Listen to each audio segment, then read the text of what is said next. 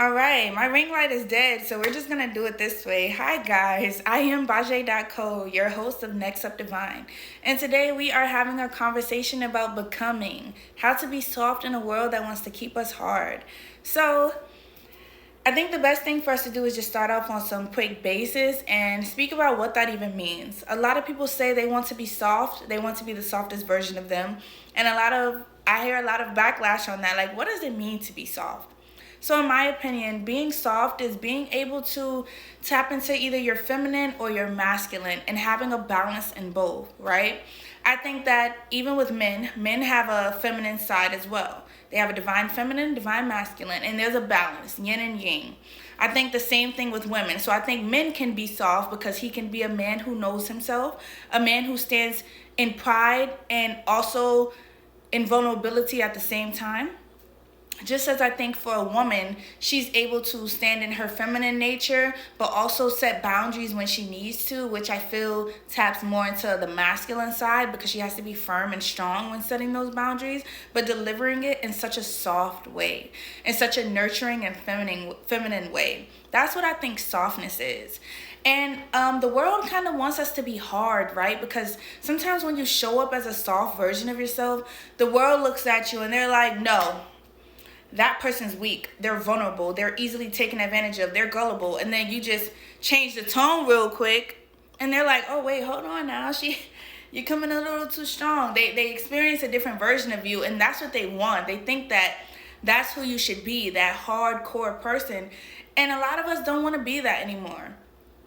We want to be that person that can sit back and just exist and things naturally come to us. We don't want to be in competition. We don't want to be in third-party situations. We don't want to feel less than. We want to feel confident in having in ourselves and having a balance in us. And I think that's where becoming truly is when you stand strong in who you are and no one can change that. I feel like that's when you're truly soft, you know? When someone like me, who I love talking about being the best version of you, I love talking about being in tune with yourself. That's a purpose, a calling for me. But that allows me to be soft because I don't have to be hard if I'm living in my purpose. I don't have to be hard if I'm talking about something I love to talk about. It's a passion for me. That's how I became. That's how I was able to drop old versions of me to be this soft, to be this confident, to be this divine within myself. Again, this is Next Up Divine. You are here to tap into that divinity, and I am your self-growth advocate ready to get you through it. So, I have like my talking points right here. And one of the questions is, the bonus talking point is going to be the pressure to be tough versus the power of emotional intelligence. I think that's a great talking point. That's going to be the basis of this whole video. So, the pressure to be tough and the emotional intelligence it takes to not stand in that is so powerful, right? I've had so many moments where people have wanted me to be like a hard ass, you know? The pressure to be tough in life is like, people want to see me. I've had people tell me like, oh, you're too soft. I mean, you're too soft. Like, you need to stand up. You need to be this. You need to do that. And I've noticed my emotional intelligence had to kick in and tell me, why do people want to see me in that masculine role? You know, like, why do they want to see me inhabit traits that I'm not anymore? They don't understand the challenges I've had to go through in life to be this version of myself where I can be soft. I don't have to fight for anything. Things come to me effortlessly. I am divinely protected and things are always working for me. I alchemize everything that's sent my way, any challenges, and I make it something better.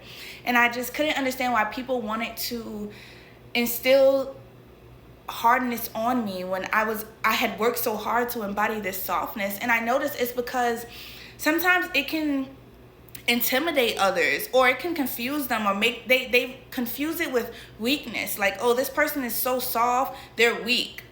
And it's like, no, they're not weak. They're just standing firm in something that exudes beauty.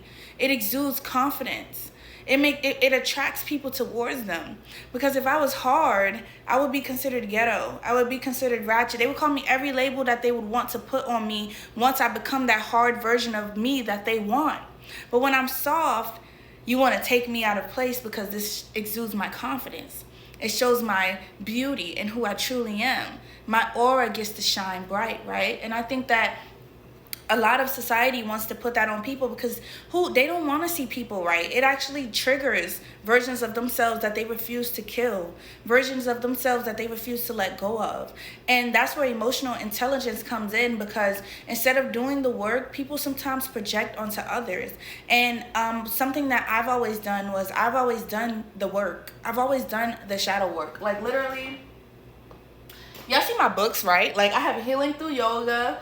I have Fear of Black Consciousness. I have Music in the Mind. I have The Power of Personal Vibration.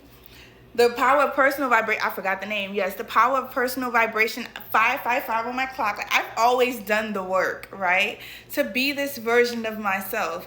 And so when people try to change who I am today, it just shows me how much they haven't done the work to grow within themselves.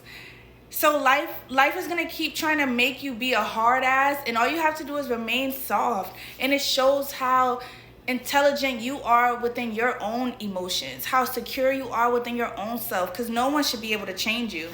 Guys, I have bookmarks for days. But seriously, no one should be able to change you, especially if you've worked this hard. And what does it mean to die to be this version of yourself? I think habits and mindsets, right? Like if you have addictions that you know are addictions in your life, and you know they're triggers to negative habits, like if you drink a lot and you know that drinking leads you to do things that you're not supposed to do, that's something that you have to kill.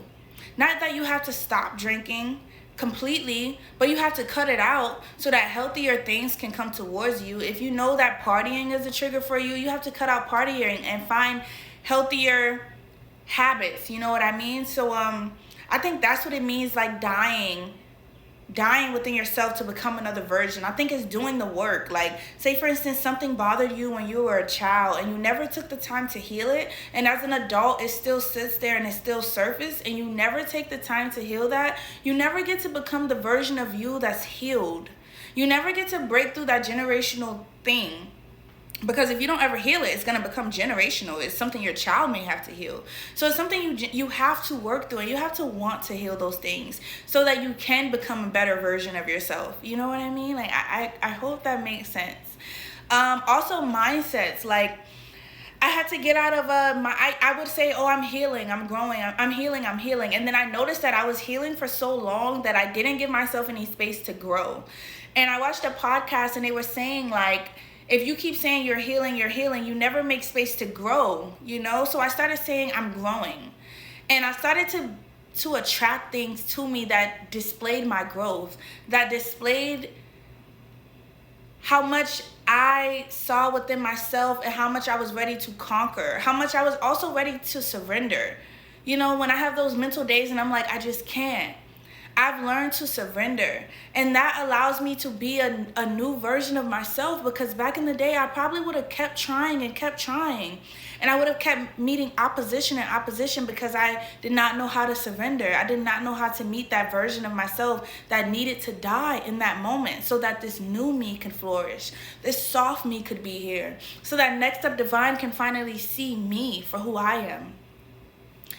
And these are the type of conversations that we're going to have each and every Monday. So I ask that you guys take this formal invitation, subscribe, like, comment, join, follow, do whatever you need to do to make sure that you're in the loop. Also check out our Tuesday conversations, which will be our Tough Talk Tuesdays. It's a blog post that will be posted with conversations that we need to hear, but sometimes we don't want to talk about. And a comment section will be down below. You get to be anonymous if you want, or actually post your name, so you can be involved in the community. Because Next Up Divine is not just me. It's you, your family, your mama, your brother, and your sister too. I am embody.co. Thank you so much for being here with us today. May your reality come true. It's great talking to you.